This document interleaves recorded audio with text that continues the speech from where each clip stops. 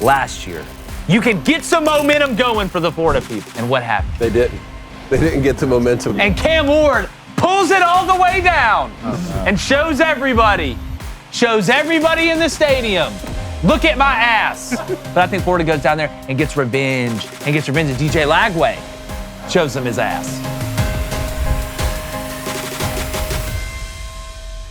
What is up, everyone? Thanks for joining us on another edition of Crain and Company. For a daily watcher or listener, we appreciate it. If you're not, welcome home. All right, football's here. Let's all get excited. Let's all get emotional. Guys, we are rocking and rolling with these predictions. We've done Bama. We've done Georgia. We've done Ohio State. We've done Michigan. We've done Oklahoma. We've done Auburn. We've done LSU. And we have so much more to go. And today, we're taking a stop down in Gainesville, where the confidence level a little bit different heading into this year with Billy Napier. Is the record going to be different? That is what we're going to get into, and that's a great tease. David Cohn, former Michigan quarterback, my brother, former Western State Colorado wide receiver, Blaine Crain, to my right. Everybody had left, well, pretty much everybody. Not everyone.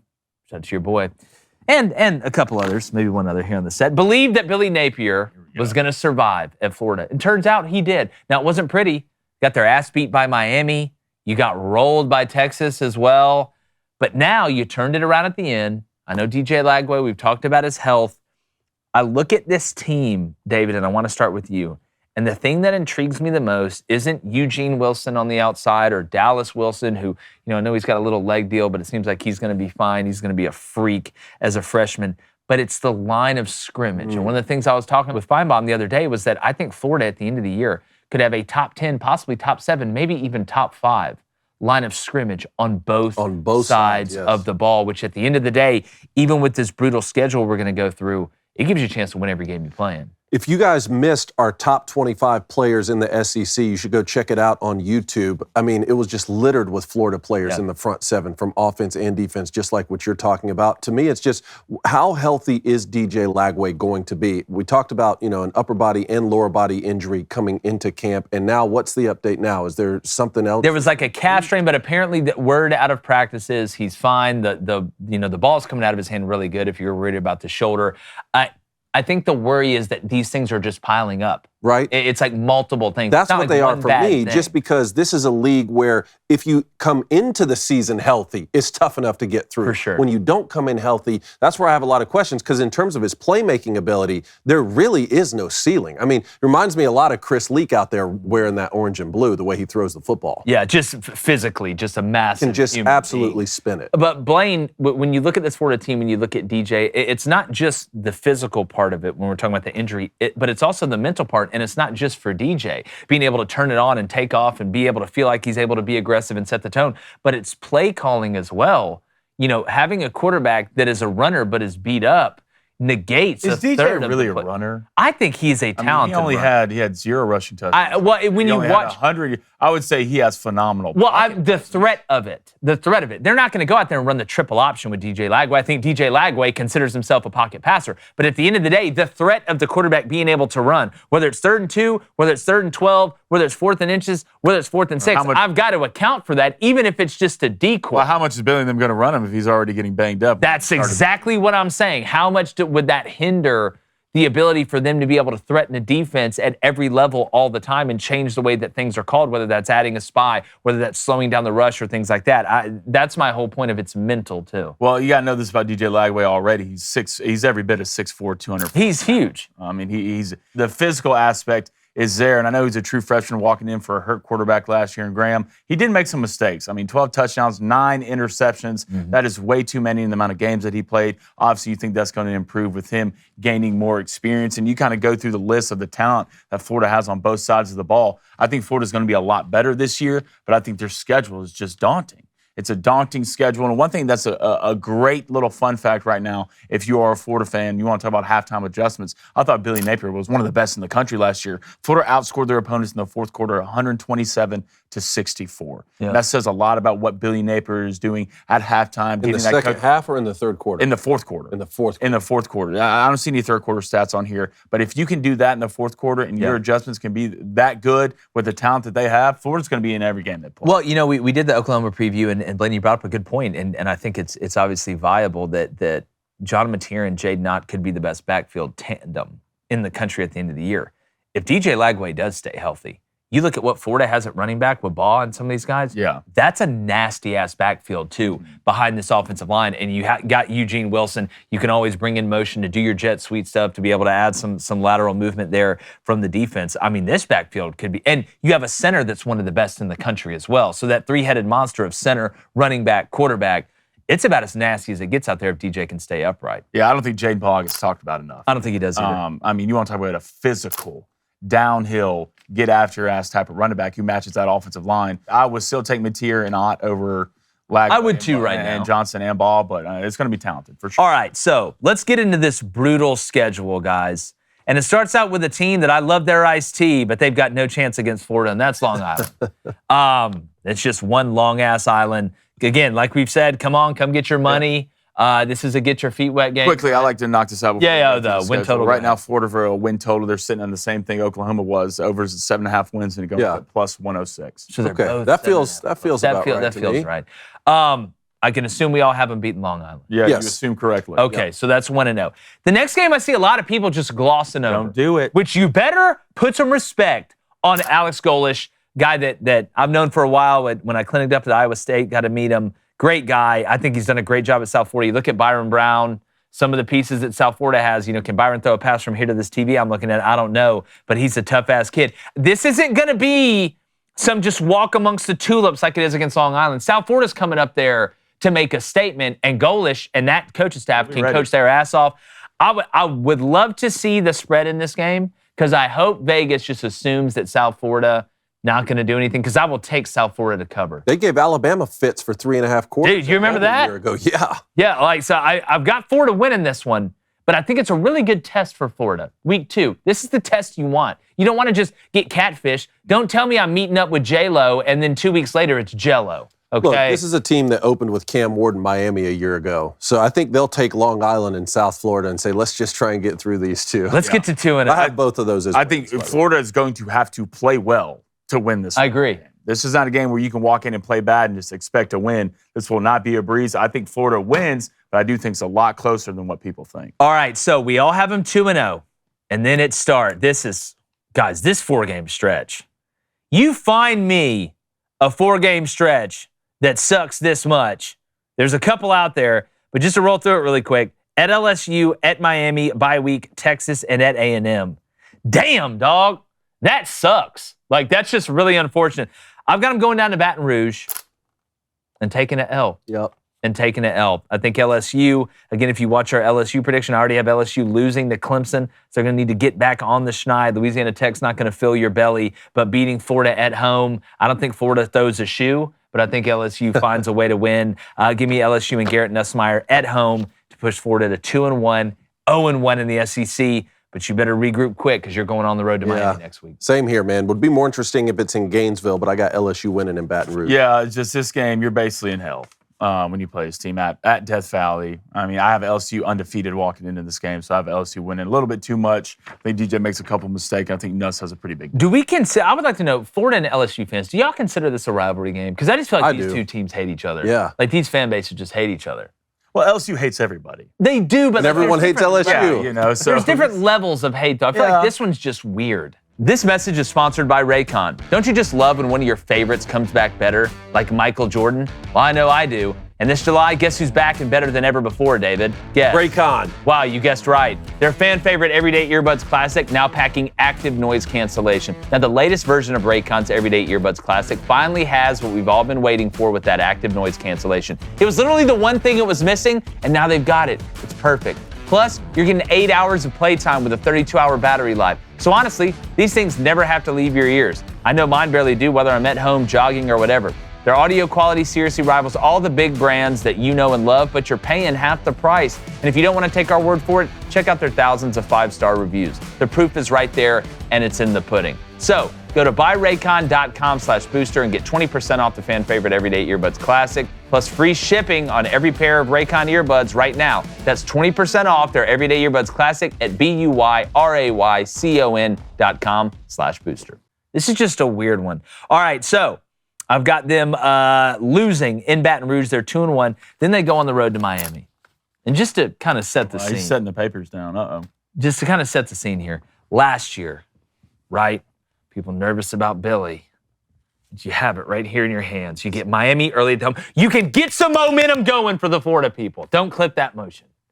You can get some momentum going. No. For the Florida people. And what happens? They did. Your rival They Miami. didn't get the momentum. And Cam Ward pulls it all the way down and shows everybody in the stadium, look at my ass.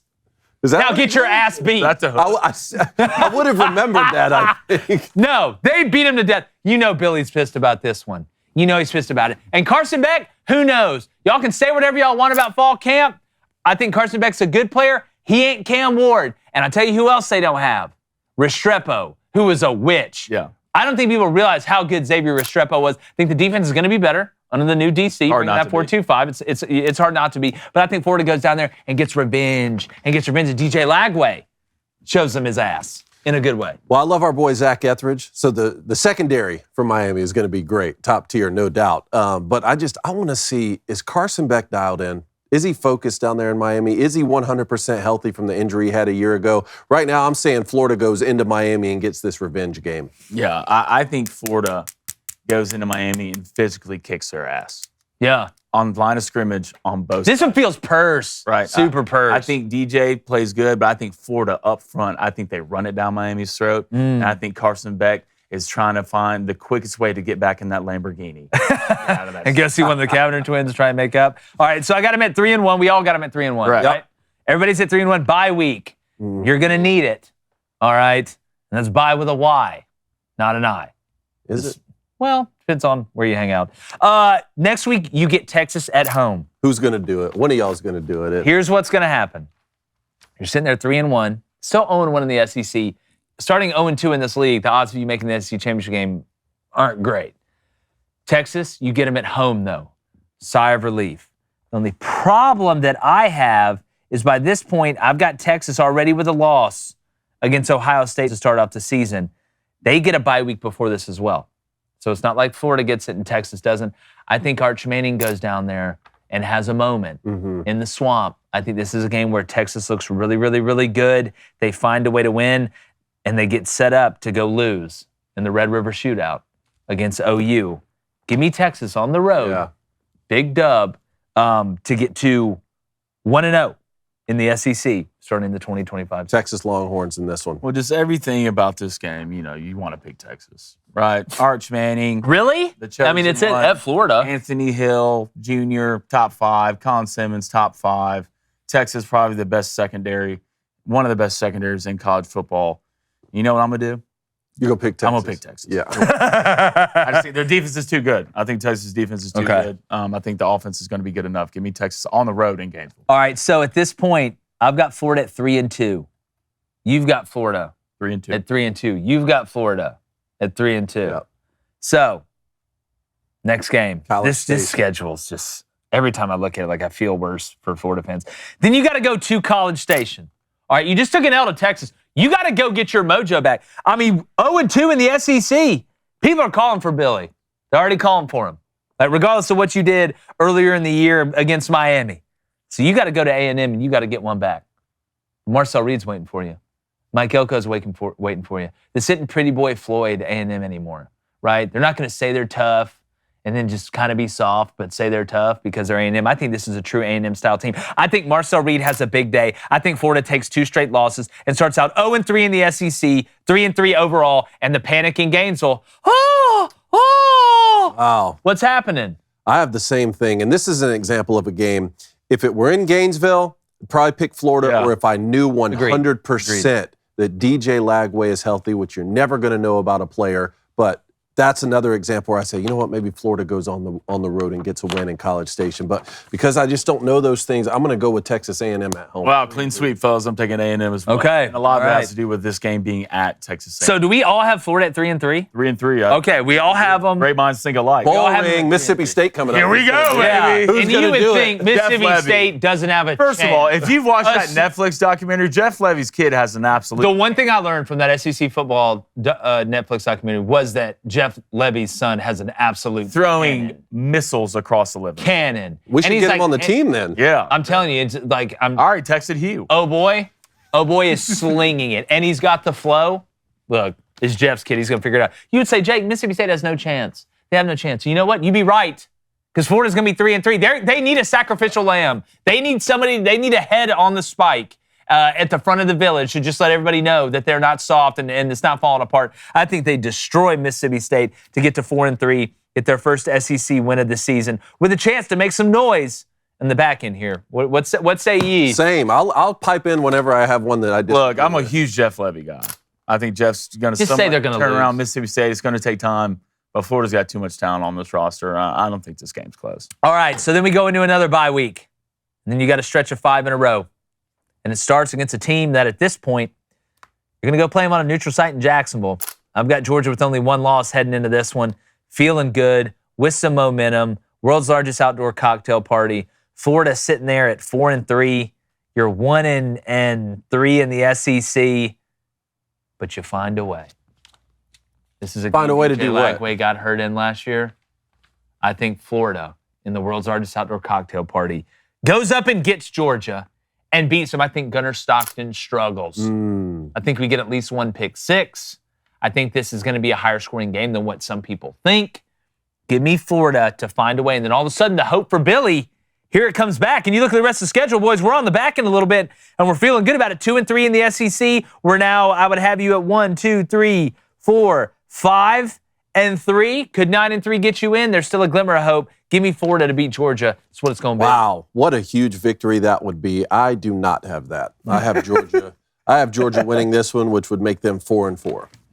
You guys stop taking all my takes, man. It's Taking all your takes. You're a poet and didn't even know it. I'm going with Florida in this game. Okay. Wow. Yeah, I'm not. Look, I think Georgia, from a talent roster standpoint, I still know how much I believe in Gunnar Stockton. To be honest with you, if I watch him throw a slant 1,000 miles per hour again, I think they're going to be in trouble. Watch out for Tyreek Sapp in this football game coming off the edge. I think he makes a couple plays. Georgia's defense makes a couple plays in this game, and DJ has a big day. Field goal game. Florida late, down by 1. Game. I love Field goal this to game. win it, and they hit it. All right, so again, you got 4 left. You go to Kentucky and Lexington, and nobody's dribbling a basketball, which in all honesty, Florida may wish they were dribbling a basketball because they'd probably beat their ass even worse. But I've got Florida off the huge win against Georgia. Going up, some people think it's a trap game in between Georgia and Ole Miss when you have to have it. I think they go handle business. I think a big day for DJ Lagway. Give me at least 3 touchdowns through the air. Florida finds a way to win, and all of a sudden you look up.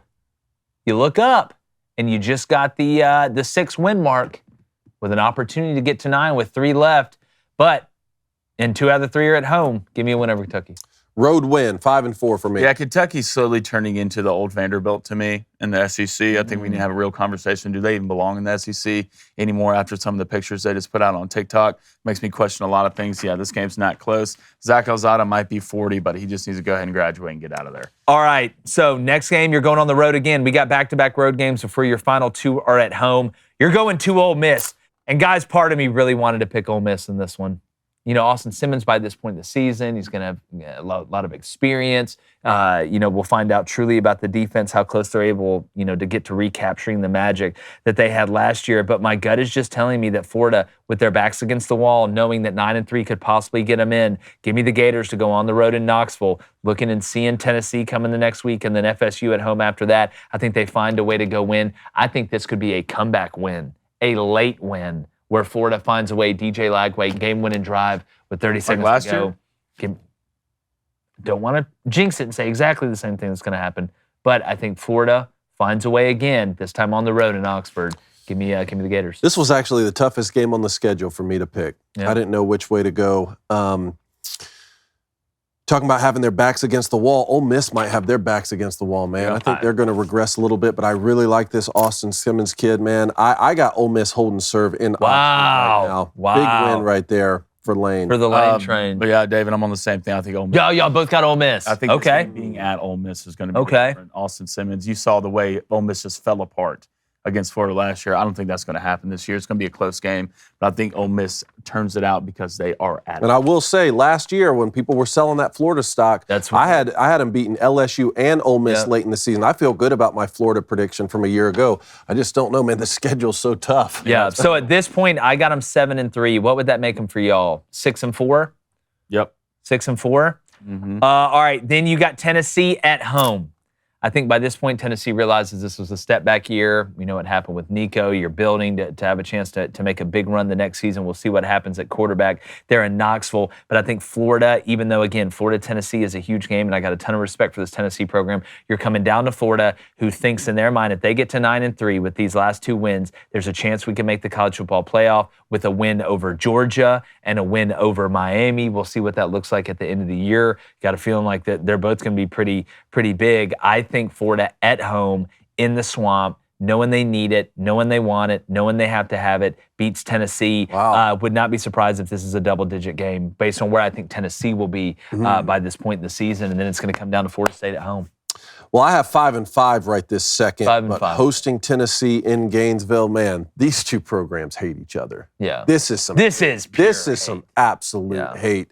I think down there in the swamp, man, Florida gets them one, sends Tennessee back to K-Town. That moves them to 6-5 for me. Yeah, too many questions about Tennessee this year, especially at the quarterback position. I think this game being in Gainesville is going to be the difference. I think Tennessee plays well, but I think DJ Lagway kind of freaks out, and Florida gets the dub. All right, so again, I've got him sitting here at 8-3. David, you've got him at 6-5. Blaine, you've got him at what? 7-4 with Florida State. Arch rival coming up to Gainesville. We all know how bad Florida State was last year. I think Florida State is obviously going to be better. Now, it's hard to get worse than 2-10 at a place like FSU, but overall, I do think they're going to be a lot better than what they were. But I don't think they are what Florida is, especially on the line of scrimmage with this game being at home. We'll see how Castellanos is up to this point, but I think Florida beats Mike Norvell again, probably beats them pretty bad, knowing we need to make a statement for this 9th win to show the College Football Playoff Committee that we deserve to be in. Look at the way we finished, because I got them finishing, guys, with 6 straight wins. You got 9-3. You got Florida 9-3. 9-3. With that schedule. I got them 9-3. Wow. Got them 9-3. How impressive would that be? Well, I mean, again, and that's with losing to LSU, Texas, and A&M, obviously beating Georgia. I think a lot of people will default to 8-4.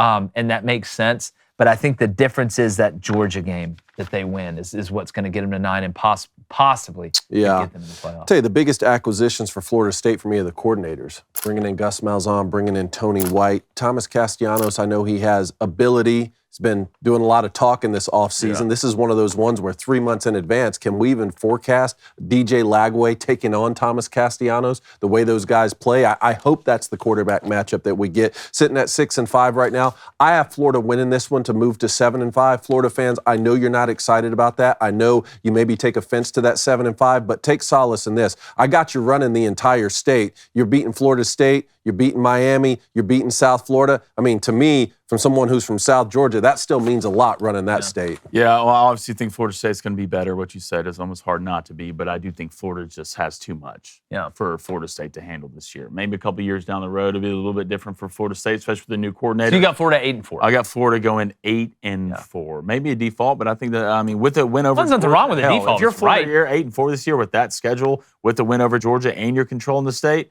Billy Napier's sitting pretty. And you know Lagway is coming back, like for that next year, because he wasn't true last year. You got to play 3 years before you can go, so you do get him back. So, all right, a little bit different there. A little bit different. We want to know in the comments, what do you have Florida's regular season record being out of those 12 games? Please tell us why, where you agree, where you disagree. We just appreciate you showing up. If you're not subscribed, whether you're a Gator, whether you're a Gator hater, whether you're whatever, we just appreciate you being here. Without you, there is no us. And like the chances of me just absolutely being fired up to watch this Florida and LSU matchup that we get early in the season. We're going. Kids got hands. Gone. Mitts.